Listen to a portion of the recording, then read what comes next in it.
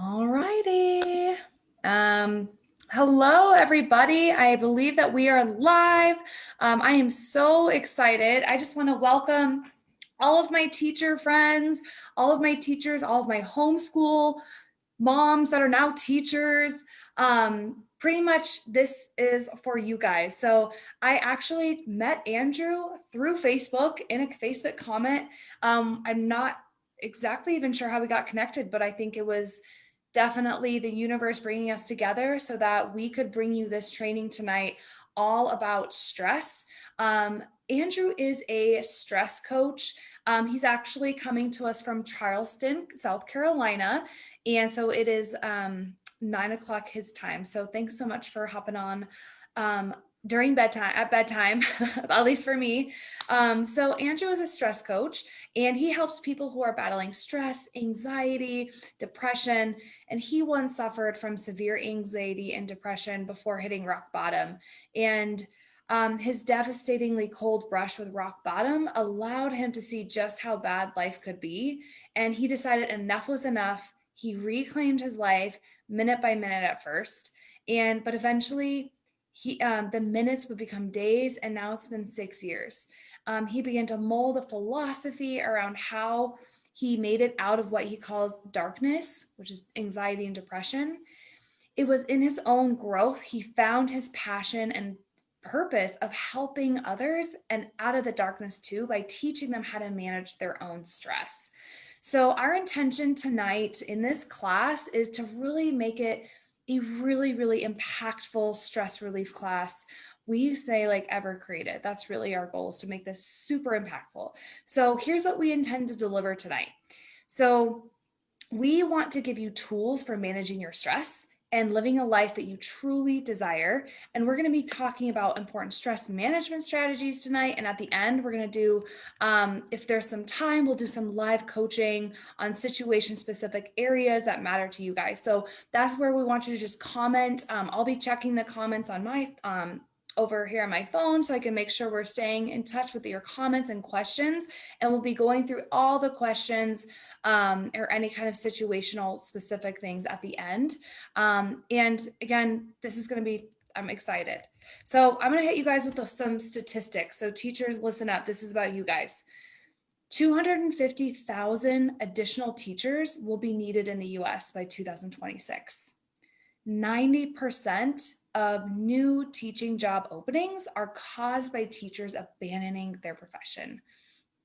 I don't really like that, abandoning their profession. You're not abandoning your profession, you're quitting because it's so stressful. Okay, so up to 61% of teachers are actively considering finding a different line of work.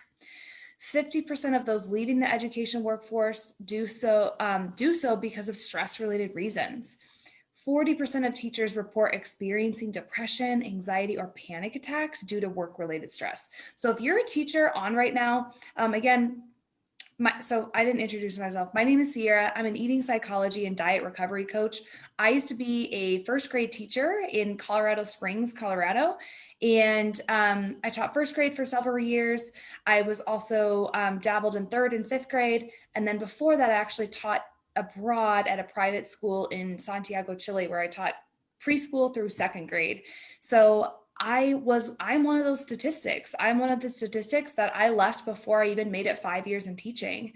It was extremely stressful. So that's why I really have a heart for teachers, and I really want, again, like with COVID and everything that's happening, everything that's going on in our world right now, I knew that this is like what my heart was feeling. Like I need to do something for you guys to help with the stress.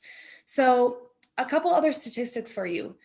Right now, the leading cause of death in the United States is heart disease. And the leading cause of heart disease is stress. And the leading cause, get this, the leading cause of men under age 40, what do you think it is? It's suicide. What do you think causes people to suicide? Stress. And 86% of people admit to being unhappy. So there's a lot going on in our world right now with stress and how we're dealing with stress. I just actually posted something that suicide is up 200% since the start of COVID. So there are definitely some things that we need to address when it comes to our stress. So teachers, this is specifically for you, but if you're watching and you're not a teacher, this is tremendously going to help you as well. Okay. So before we get into it, we're going to do a quick energy exchange. So what that means is we're just going to shift our energy. So if you're coming from a place of you're already stressed, you're already feeling some anxiety, or you're already just feeling like you're 3 glasses in of wine and you're just like, today was like the worst day ever. Is it Friday yet?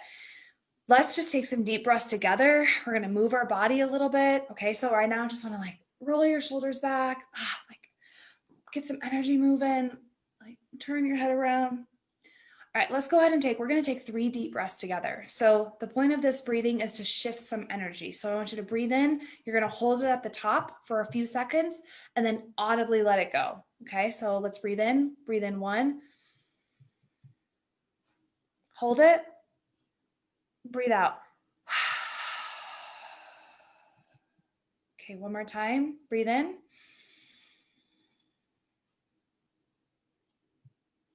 Breathe out. Okay, one more time. Breathe in. Hold it. Audible sigh. Okay, let's get it out. All right, grab a pen and a paper. You're definitely going to want to take some notes during Andrew's presentation tonight. Okay, so Andrew, you work with people who deal with stress. I would love for you to just start us off. What is your definition of stress? Like, what is stress? And what is the number one thing you teach your clients when handling their stress? And I'm really just going to let you take it away. Hello, everybody. First off, thank you for what you do. You're the backbone of who we are. I know a lot of teachers shaped my life and who I've become, and I also know a lot of teachers that had a very hard time with this ADHD kid. So really appreciate what y'all do. So I read a few of the posts and I kind of got a little bit of an idea of where a lot of your stress is coming from. And I was kind of getting a theme there, and it was of uncertainty. I don't know if you know about Tony Robbins' 6 basic human needs, but one of them is for certainty. And it's a pretty big one. So you might be dealing with a lot of uncertainty in your life. So I want to remind you of something real quick. Let's do something weird. Just follow me along. I'm going to present some different angles to way to look at life tonight. I'm gonna use some props because I'm a visual learner, but let's just follow with me here and trust me on this. Let's do this little weird mustache thing real quick. All right, just hold that up there. And now breathe through your nose. Do you feel your breath? All right, so if you feel your breath, raise your hand. If you feel your breath, you can take your hand down, you can take your hand off your lip, but hold your hand up. If you felt your breath, hold your hand up. All right. So here's what I know. Another statistic for you. 100% of the time, 100% of the time you've ever met uncertainty or adversity in your life, you have made it through. So in a time of uncertainty, again, find your breath. Know that you have made it. You have a winning streak right now. You've made it every single time, no matter what. You're still here right now. So find your breath in any place of uncertainty. So we'll go to what is stress. So stress is essentially the energy that your brain is giving your body. So the best way I can explain this would be, imagine for the last 2 weeks, say your teacher profession didn't work out. They're not going to teach kids anymore at all. Totally got to support your family and pay your bills by digging ditches. Now you're going to do 2 weeks of 12-hour days digging ditches. And guess what? You don't have a backhoe. You got to do it by hand. So you, after 2 weeks, are coming home after a 12-hour shift. You're going to go get in the shower. You're going to be beat. I mean, you're barely going to be coming in the house. You're barely going to have it together. You're going to have zero energy at all. You're going to get in the shower. Now imagine turning on the shower and ice cold water comes out and hits your skin. Ooh, you either grab the shower head off and spray it away from your body, or you duck in. You all of a sudden, you have this flash of energy. Whoa, came out of nowhere. You were just dog tired. Yet now your body is filled with energy. And see, what's happening is your brain is meeting a discomfort. So it's charging up your body. So it's like a capacitor. Your body's like a capacitor, and it's charging. It's filling up your body with the energy necessary to get away from the discomfort. See, it doesn't know the difference between the cold water hitting your skin or an alligator biting your leg. It just knows that you're meeting a discomfort. So it's doing its job. So let's be thankful for the stress that we have, because it's giving you the energy to do something about it. But here's the problem. We don't do anything with it. We've taught ourselves to medicate, and what we do is we go drink coffee, to deal with our anxiety. And see, that's giving us more and more energy in the body, and we're not using it. So as I'll unfold this tonight, you'll see how you can utilize this energy to your greatest benefit. And it's so simple. It's crazy how simple it is. It's very easy to use. I mean, it is just like putting on a shirt. It's so simple. So the good news is that stress. So the idea of the stress. So as I learn this philosophy and I see other people and even myself experiencing the stress and the anxiety, then I felt like it was this pressure. And also people feel like it's this massive pressure, like the world is just on me. But here's what's cool. All right, so check out this balloon. The pressure seems like it's coming from the outside, but what's actually happening is what's going on inside the balloon. It's the amount of discomfort that is inside this balloon that is causing the pressure. So this is empowering for you. That means if you can control the discomfort inside of this balloon, you can control the pressure in your life. You can control the stress in your life. So I teach people to look at their life like this. This is just a basic cup. This is your capacity. This cup represents the capacity that you have for discomfort in your life. Now, imagine this is life in all its discomforts. They're coming for you no matter what. And we always we get this idea that, it's the big discomforts that are destroying our life. Mom's got cancer. I'm losing my job. My boss is a jerk. We auto assign that that's the problem with our life, when it turns out it's actually the small discomforts that are adding up in this cup that make the big ones seem even bigger. So as life pours, this is just cran grape, okay? This is stain your carpet. As it pours in, the discomforts are rising in your cup. The less airspace that you have in your cup, the less tolerance you have, the less you can deal with.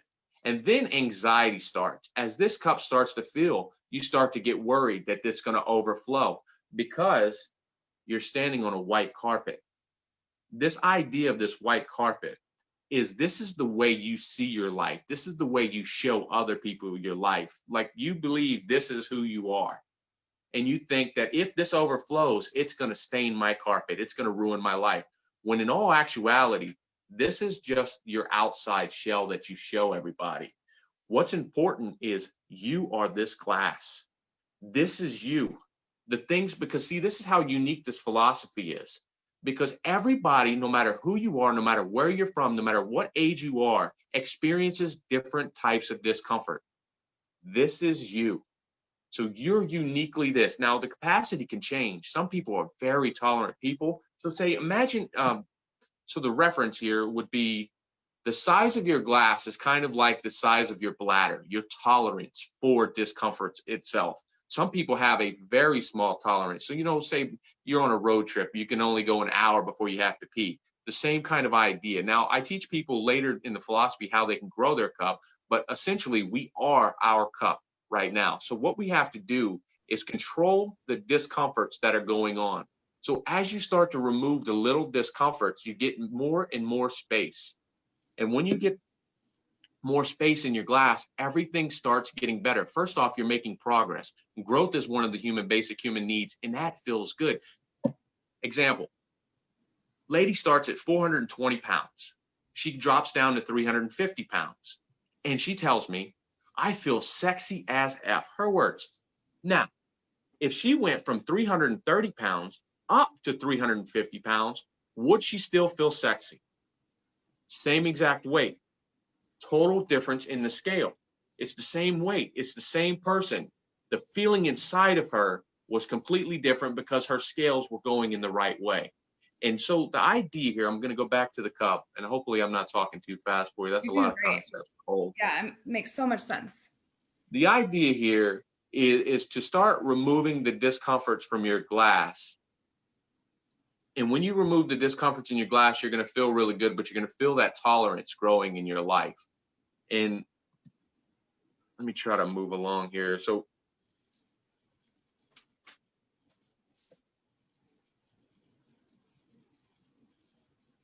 as soon as I did that, I lost my train of thought. So your life is the cup itself. The goal here is to start removing the discomforts from your life. And as soon as you start removing the discomforts from your life, I'm going to go back to your bladder for a reference. See, that's how your body is communicating with you. That's how life is communicating with you. It is an energy. So as you meet a discomfort, this is how your body tells you have to pee. It fills your bladder up. You meet a discomfort. You're like, oh crap, I got to pee because of a discomfort. And then immediately say, if you was on a road trip, you've been holding it because you got somebody that won't pull over. My dad, when I was a kid, totally would not pull over. He was a champion. His glass must have been like this big, okay? But so you have to pee really bad, imagine that. And then you rush into the house and you go pee. Immediately upon starting to pee, you feel relief. That's the magic. So as soon as you start removing the discomforts from your cup, you're automatically going to start feeling relief. Your brain is going to start trusting you and think, okay, well, I'm removing discomforts from my life. He's using the energy that I'm supposed to be giving him. She's using the energy that I'm giving her. Okay, cool. We're good. And comfort's going to start coming. So this is the magic. I found this philosophy in the worst way. Now, I was depressed and anxious my entire life. I grew up with a mother that called me a faggot and a homo and a queer at like 5 years old because I liked jazz music. Totally weird, messed me up. So I started to mask who I was. I became an alligator hunter, a railroader, and I was this tough guy. Went through my tough time, and I looked at my life. My wife left me. And I said, why was I acting like that? Who was I to be this alligator hunter when I love all these animals? Why don't I look at the flowers? Why don't I listen to the music that I like around the people that I like? I said, well, you are never comfortable with yourself. And that word, comfort, means everything. Comfort is the purest form of happiness. You look at anybody that is super happy, they are comfortable. They are comfortable in areas of their life, like there's different quadrants of your life, but they are comfortable overall. Comfort is nothing more than a lack of discomfort. So if you want to win at life, you want to change your life, control the discomfort in your life. And by proxy, while you're doing this, all of a sudden, you're going to become comfortable. And that's the moment that relief shows up. So huge. I have some questions. One of the questions is, how do you remove the discomforts? And I think we're getting there, but I know people are interested, like, okay, yes, I love what you just said. Comfort is nothing more than removing discomfort. Is that right? Yeah, comfort is nothing more than a lack of discomfort. If you're not experiencing discomfort, you're comfortable by proxy. Yeah. So So huge. minors and majors. What I would say is in the beginning, so maybe your one of your discomforts is you're 50 pounds overweight, you're 100 pounds overweight. See, that will assign that a title as a major. That's not something you can do right away. Over the next 7 days, I would like to challenge you to remove 7 minors. So minors are things like your sticky cup holder in your car, right? So you bring your coffee and at the bottom, so you bring this into the desk, you set it down and it leaves a ring on your desk or leaves a ring on an important piece of paperwork. Clean the cup holder in your car. See, that little discomfort's getting you. Yeah. So your belt's too tight. So go buy a new belt, right? Because that's an easy one. So waiting to lose the 50 pounds for your belt to be slimmer or your belt's too big, go get the right size. So your nose hair. Go ahead. Sorry. No, I was just gonna say it's great. It's so kind of like for people that are watching, it's when you are feeling stressed, look at what are those minor discomforts that you are just putting up with and that you're not doing anything about, like minor ones. So again, I think it's brilliant. Like over the next 7 days, take one minor discomfort and change it. So if you have, again, I love the example of the sticky, like, I don't know. I was just telling you the other day, I was like, every time I get into my car, it just like stresses me out because there's just junk everywhere. That is a minor discomfort. And you know how easy it is for me to just be like, you know what? I'm cleaning out my car. And then I'm slowly removing those minor discomforts so that I am comfortable. And in turn, again, when you are not stressed, you're comfortable. Being in a state of like always stressed is uncomfortable. So another thing I just thought of is like, even just for as a teacher, removing some small minor discomforts might simply be like organizing your space, like just like putting nice organized piles, like removing those small, tiny, minor discomforts so that you can feel more comfortable with where you're at. Or I think you had mentioned the other day, like if you have a dresser that you're always stubbing your toe on and it just pisses you off every time, move the freaking dresser, right? Little things. So if you're watching this, we have a couple people on live. I would love to know what are some minor discomforts that you're seeing right now that maybe you're like, oh, that's something that I could definitely address. Like whether it's like cleaning the car, organizing, or the dirty ring and like leaving a print, or maybe it's like every time you stub your toe on something, or those little minor discomforts. So I also have Crystal. Hey, she said, I'm not a teacher, but Lord knows I could use all the stress management tips. Come to the right place. Yeah. Good. So yeah, so those first things, like I think that's our first big task from Andrew is to look at over the next 7 days, remove one minor discomfort, write it down. And we would love to like share it with us in this thread. We'll come back to this thread and check it out. We would love to see those minor discomforts that you're working on. I know for me, mine's going to be my desk. You can't see it right now, but it's a little hectic. Even just having a specific place to put things. That way, again, it's removing the discomfort of always having junk all over my desk because it has a home, it has a place. So yeah, that's a discomfort for me, and my car being clean is another minor discomfort. Yeah, so the idea here is to utilize the energy. So your brain's meeting a discomfort, it's giving you energy, and that energy itself is what we are calling stress. Now, it's important to understand that anxiety is also stress. But there's a small distinction, or actually 3 little distinctions that change stress to anxiety. So as this cup starts to fill, you start to worry. That means you have no hope for the future. You have no vision, most time, you have no vision, and you have no system for removing the discomfort from your life. You have to have a system in place. You have to have hope, and you have to, so you have hope, have a vision, so have a target to hit. So you can't be aimless because then your brain doesn't think it's going anywhere. You could be trying to expend this energy, but it still might not free you up if you don't know why you're doing it. And so can I throw a couple more at them? Yes, so yes, please. A dripping faucet. One girl had a cracked toilet seat, and it wouldn't bite her butt all the time, but every now and again that crack would pinch her skin. That is a discomfort that is adding up in your glass that makes you feel this pressure is continuing to build. And so your socks falling down in your shoe because they're so old and loose, right? Get new socks. Muhammad Ali said, it's not the mountain ahead that wears you down, it's the pebble in your shoe. Love that. In your shoe. It's the little discomforts that are eating you up. Yeah, totally. Yeah, if you're watching live, can you think about a minor discomfort and maybe post in the comments? We would love to hear, and then it might help trigger some other people's. Yeah, like the toilet seat. Like how many of us just like have a loose toilet seat that we just ignore, right? And it's like the pebble in the shoe. Again, it's going back to like looking at your glass and how much of it is being filled up with little tiny discomforts. And again, I know that you've told me your coaching is really working on how can we remove these small discomforts so that you have an empty glass. Different metaphor, but like so you can give from your glass instead of like reacting from all of these minor discomforts.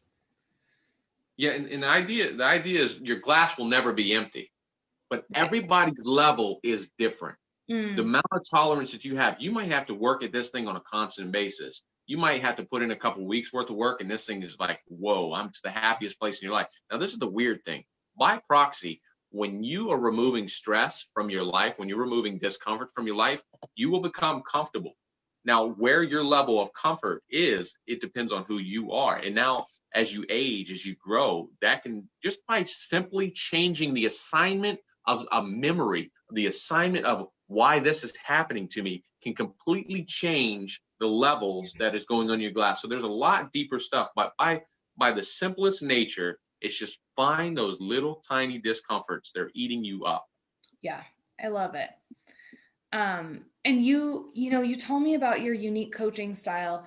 And can you explain a little bit more, and or maybe even give an example of a client win or a client that you've recently worked with on this, like, removing discomforts, or even just more about your coaching? Yeah. So at the core, what I teach is discomfort management, but it's so much deeper. When you get, each individual is different.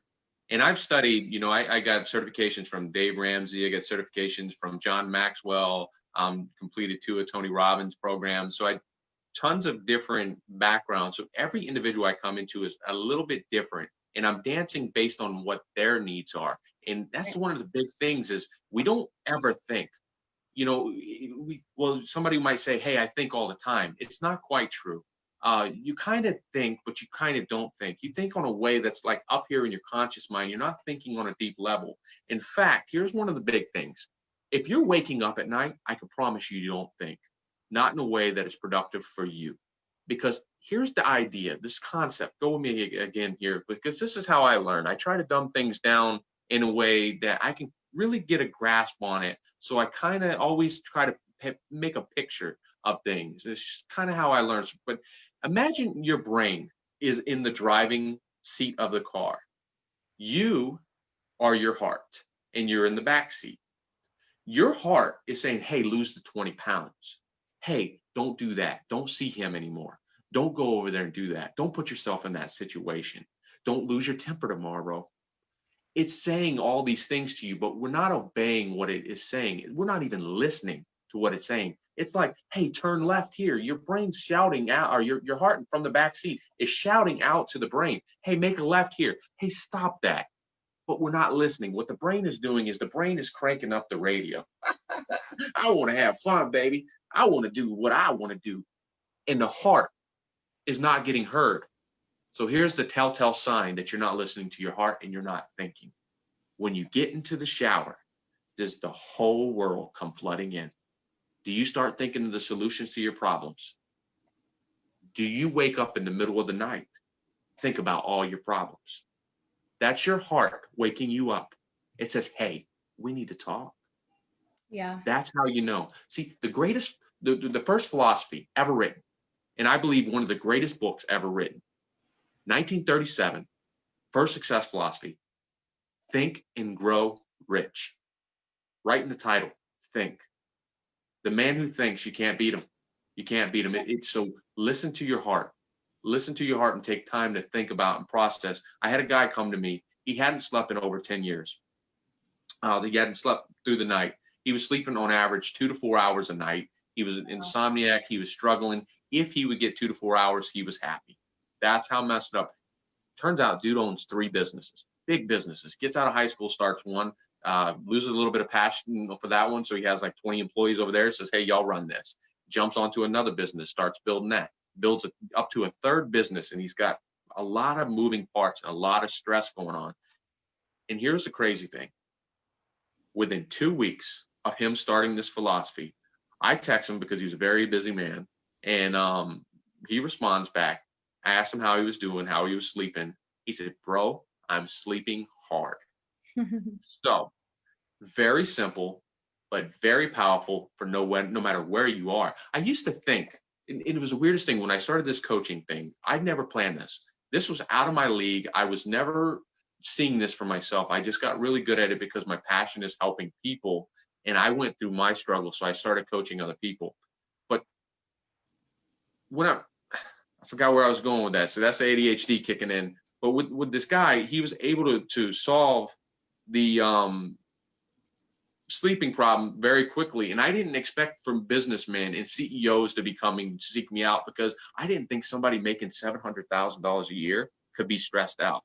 I found out it rains on rich people too. It's not just reserved for us down here at the bottom or the Yeah. middle class. It rains on everybody. Oh yeah. So it was just a cool experience. That is really cool. Yeah, I think it's so interesting. Like I loved someone just said, I love the example. I think of the heart and then the head, the heart and the brain.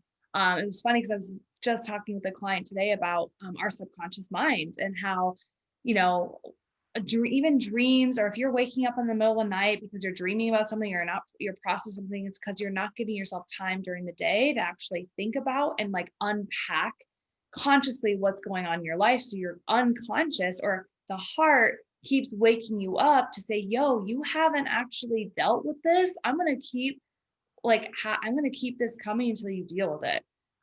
So it's so powerful. So anything else, like I know, before we wrap up and start, I want to ask you a few more questions, but anything else you feel like that could really help, like stress management tips or any of the other things as far as like stress related that could help our teachers and for anyone else watching?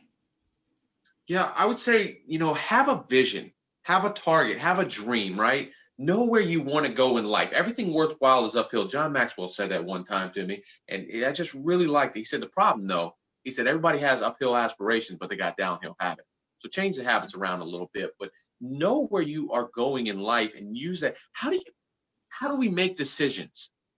We make decisions on what? Our emotions, because I feel like it. Our decisions let us down all the time. Our feelings let us down all the time. Our feelings make us do things that don't make any sense. Get in a conversation, or get in an argument, and you will be the most irrational person you've ever met. You will know that you're wrong and still stay on that side of the fence. Our emotions lie to us. So we can't depend on our emotions. We need a different system to take some of the pressure off, the stress off of making our decisions. And it's this simple. Know your dream. So how do you know if somebody's advice, everybody's full of advice, right? Everybody. Two homeless people standing on a corner in a conversation, guarantee you they are exchanging advice. Now, if it's a homeless person, should we say, okay, well, that's a homeless person, I'm not going to take advice from them? No, it doesn't work like that. Here's the deal. It doesn't matter who says the advice. We have to look at the advice abstractly. Does it apply to my dream? Does it get me closer to my dream? If it does, we adopt it as our own. So if he says, don't smoke crack, whoa, solid advice. I mean, solid. So, and maybe tonight, some of these parts and pieces might not be 100% for you. Only take the pieces that are going to get you closer to your dream. So knowing your dream, ask yourself, who would I be in my dream? What would I be doing in my dream?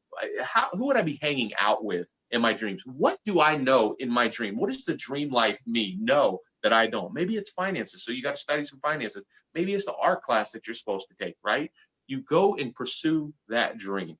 And then the other part of it would be get organized. Get organized. And I'm not just talking about your curriculum, going to work and being organized at work, because oftentimes when we get home, we don't have our life organized. Write the groceries down. So don't try to commit it all to memory. Jim Rohn says one of the biggest stresses that we face in our life is trying to use our mind like a filing cabinet. How true. So true. If we write our groceries down, if we write some of the parts of the dream, or we hear a quote, right? Here's a quote that changed my life. If you do not sacrifice for what you want will become the sacrifice. Maybe we want to remember that.